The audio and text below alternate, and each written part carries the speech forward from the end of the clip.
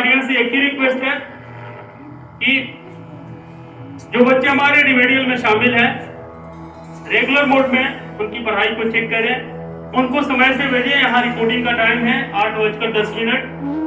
8:10 से यहाँ classes start हो जाती है, 8 बजे तक आप उनको भेजते हैं। अभी टाइम टेबल जो बदली है 35 मिनट की क्लास है, उसके बाद स्टार्ट होती है हमारी असेंबली। रेगुलर उनकी कॉपी चेक करेंगे, डायरी चेक करेंगे क्या चल रहा है, और बीच बीच में आप टीचर्स के टच में रहेंगे। सप्ताह में कभी भी समय मिले तो एक बार आके जो भी सब्जेक्ट के हमारे टीचर्स हैं उन टीचर से आके आप मिलें, बच्चों का हालचाल जाने, और इस तरह से लगातार आप बने रहेंगे। अगर टीचर के टच में है तो उम्मीद है बच्चे के अंदर में क्या बदलाव हो रही है या बच्चे में क्या प्रॉब्लम क्रिएट हुई है, उस प्रॉब्लम का सोल्यूशन कैसे निकलेगा, घर वाले क्या कर सकते हैं। अगर आप टच में रहेंगे तो उम्मीद है कि बच्चे में बदलाव निश्चित रूप से होगी। रिमेडियल क्लास का मतलब क्या होता है? जैसे मान लीजिए आप बीमार पड़ गए,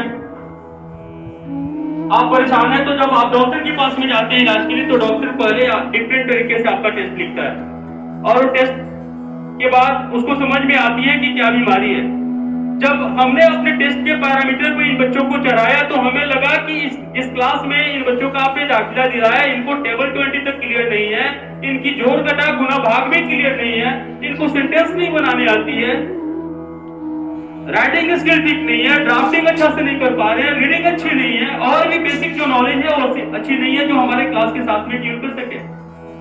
इसको ध्यान में रखकर हमने इनके लिए स्पेशल एक क्लासेस स्टार्ट की।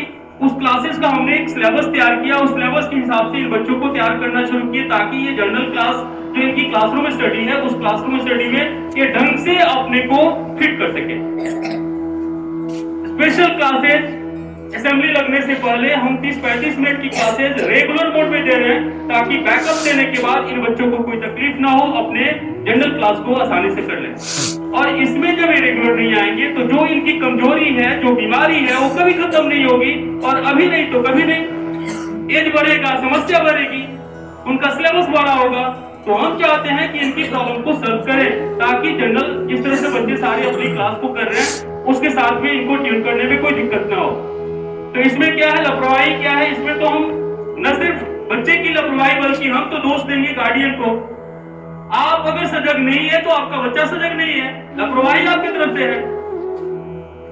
बच्चे तो हमारे कोरा कागज है, ब्लैंक शीट है, और आपका काम है कि आप उसको सही तरीके से, सही सिस्टम से उसको जो उसकी जरूरत है उसकी जरूरत की पूर्ति करें, उसको समय से जगाए, समय से सुलाए, समय से सब कुछ करने के लिए करें। तो गार्डियन बच्चे वही सही ट्रैक पे जाते हैं जिनके गार्डियन सही ट्रैक पे होते हैं। मैं आपकी शिकायत नहीं कर रहा हूँ बल्कि एक सिस्टम बता रहा हूँ कि अगर चाहिए रिजल्ट तो पहले खुद को बनाना पड़ेगा उसके हिसाब से, तब जाके कहीं रिजल्ट आती है। बेस्ट लाइफ में क्या होता है, जैसे मान लीजिए आप समय नहीं दे पा रहे, अब पापा लोग जो पेरेंट्स हमारे जो गार्डियंस है, गार्डियंस में अगर मेल वर्किंग है तो फीमेल को आप ट्रेन करें, घर पे मम्मी है ना, टाइम से वो अपना काम करे, बच्चे को समय से नाश्ता करवा दें, उसको समय से करवा के उसके बाद आने के बाद स्कूल से लौटता है तो उसको क्या मिला क्या नहीं मिला, स्कूल की क्या शिकायत है, फिर बीच बीच में कभी कभी हम स्कूल विजिट करें, आकर के पूछे कि हमारे बच्चे की स्थिति क्या चल रहा है। अगर किसी सब्जेक्ट में वो अच्छा नहीं कर पा रहा है तो हम उस सब्जेक्ट के टीचर से मिले, प्रिंसिपल से मिले, लगातार टच में रहेंगे तो हमारे बच्चे का विकास निश्चित रूप से होगा। अगर कहीं लापरवाही हो रही है तो टीचर हमेशा, उनको पता होता है कि कौन गार्डियंस जागरूक है, और हमेशा पेरेंट्स के जब वो टीचर के टच में होते हैं तो इस तरह से वहां से फीडबैक मिलते रहता है और आपको ही प्लान करने में कोई दिक्कत नहीं होती, और टीचर ज्यादा ये होते हैं आपके टच में रहने से टीचर भी अपने तरीके से काम करते रहते हैं। तो आप मुझ पर विश्वास करते हैं, विश्वास के साथ अगर आपने अपने बच्चों को डाला है मेरे पास में तो मेरी जिम्मेदारी बनती है, मैं अपनी ड्यूटी को भली बात जानता हूँ कि मुझे कैसे करना है, और आप मेरा साथ दें। और देखिए अगर बच्चे का विकास नहीं होता है तो फिर आप बोलिए हमसे, मेरे कदम से कदम मिला के चलने की कोशिश कीजिए, और मैं दावे के साथ कहता हूँ कि मैं बच्चे को बदल दूंगा। लेकिन आप पहले मेरा साथ तो दीजिए, मेरे साथ तो आइए, मेरे साथ में ट्यून कीजिए, मैं जब बुलाऊं आप मेरा साथ दीजिए। मेरा जो अपना प्लानिंग है, मेरी जो स्ट्रेटजी है, बच्चों को कैसे डेवलप करना है, उसमें आपका कोऑपरेशन नहीं मिलेगा तो हम क्या करेंगे, हम कहां तक जा सकते हैं। एक समय के बाद फ्रस्ट्रेट होकर हमें लौटना होगा, जब आपका औलाद है, आपके बच्चे हैं, जब आप नहीं सोच रहे हैं और हम यहाँ लगातार प्रयास कर रहे हैं, लेकिन उस प्रयास के बाद में हमें रिजल्ट नहीं मिल पा रही है। यहाँ 4 से 6 घंटे बच्चे समय देते हैं, रेस्ट टाइम तो आपके घर पर है, तो वहां पॉजिटिव अगर माहौल नहीं मिलेगा, आपकी तरफ से सही हमें सपोर्ट नहीं मिलेगी, तो हम उसको कैसे बदलेंगे? बदलाव के लिए पेरेंट्स की सपोर्ट की जरूरत है, वो सपोर्ट हमें चाहिए। बच्चे 2 ही भाषा समझते हैं ना, एक प्यार की भाषा और दूसरी डर की भाषा। तो प्यार की भाषा मोबाइल ने बिगाड़ दिया सबको, टेलीविजन ने बर्बाद कर दिया। मोबाइल और टेलीविजन का इतना ज्यादा प्रभाव है कि बच्चे हमारी बात सुनने की स्थिति में नहीं है। और डर की भाषा से परेशानी गार्जियन को है। कई तो गार्जियन से 1-2 स्टेप उठाने के बाद गार्जियन बोलते हैं सर FIR कर देंगे आपके ऊपर। अरे हम आपके बच्चे के सुधार के लिए स्टेप उठा रहे हैं और आप हमको हमारे ऊपर FIR करने जा रहे हैं। तो आज मेरे ऊपर FIR कीजिए, कल आपके बच्चे के ऊपर हजारों लाखों FIR होगा। जब समाज उसको दौड़ा के मारेगी ना, तब समझ में आएगी। हम आज उसको सुधारना चाहते हैं और आज मेरे ऊपर FIR करने जा रहे हैं कि सर स्टेप कोई मत उठाइए, नहीं तो FIR कर देंगे। टीचर के ऊपर FIR होगा, वो आपके बच्चे को सुधारने की कोशिश कर रहे हैं, FIR कर देंगे, शिकायत कर देंगे। हम कोई जला दें? हम जलाते हैं, हम चाहते हैं कि बच्चे का सुधार हो, हम सुधारना चाहते हैं। तो इसमें आपका कोऑपरेशन नहीं होगा तो कैसे सुधार होगा? और इतना ही दर्द है तो फिर स्कूल में भेजने की क्या जरूरत है? उस तरह के स्कूल में भेजिए जहां आपका बच्चा अपने तरीके से काम करे, पढ़े न पढ़े, घूमे फिरे, उससे क्या मतलब? उसका नेचर जैसा भी हो, उससे क्या मतलब? स्कूल जाता है ना, कागज के टुकड़े मिलेंगे ना, आएगा जाएगा, बस आएगा जाएगा। लेकिन हमारे पास आएगा जाएगा नहीं, यहाँ पढ़ना पड़ेगा, यहाँ हर हाल में पढ़ना पड़ेगा। और जो गार्जियन हमारे यहाँ जो लापरवाही करते हैं, उनको पता है कि हम किस तरह से पेश आते हैं बच्चों के साथ। एक आम अगर एक टोकरी में सड़ जाए ना, तो उसके चलते वो सारे जो होते हैं ना, पूरा आम सड़ना शुरू हो जाता है। एक बच्ची अगर लापरवाही करे, उसको इग्नोर करना शुरू कर दे, तो परिणाम ये होगा कि उसमें और जितनी बच्चियां होंगी ना, सब उस ट्रैक पे चलना शुरू कर देंगे। और हम ऐसे बच्चों को कभी बर्दाश्त नहीं करेंगे।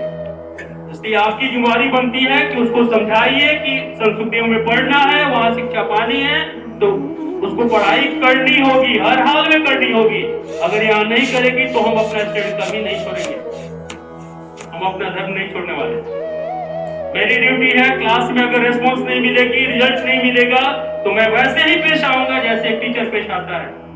अब आप एक गार्जियन होकर के बच्चे का दर्द अगर आपको महसूस होता है, तो इसको तैयार कीजिए कि हमारे स्कूल के काबिल बने।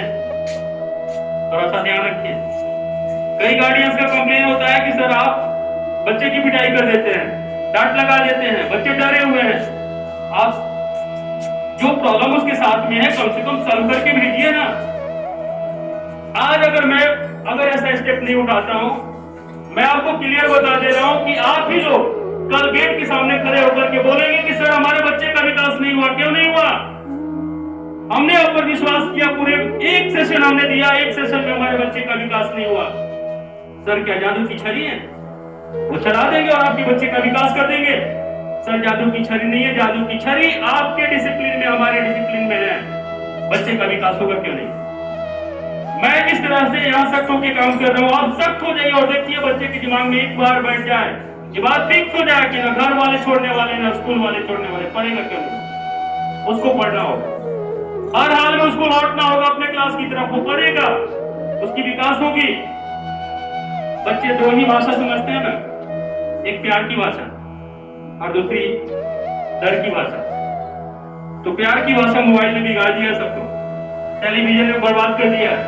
मोबाइल और टेलीविजन का इतना ज्यादा प्रभाव है कि बच्चे हमारी बात सुनने की स्थिति में नहीं है। और डर की भाषा से परेशानी गार्जियन को है। कई तो गार्जियन से 1-2 स्टेप उठाने के बाद गार्जियन बोलते हैं सर FIR कर देंगे आपके ऊपर। अरे हम आपके बच्चे के सुधार के लिए स्टेप उठा रहे हैं और आप हमको हमारे ऊपर FIR करने जा रहे हैं। तो आज मेरे ऊपर FIR कीजिए, कल आपके बच्चे के ऊपर हजारों लाखों FIR होगा। जब समाज उसको दौड़ा के मारेगी ना, तब समझ में आएगी। हम आज उसको सुधारना चाहते हैं और आज मेरे ऊपर FIR करने जा रहे हैं कि सर स्टेप कोई मत उठाइए, नहीं तो FIR कर देंगे।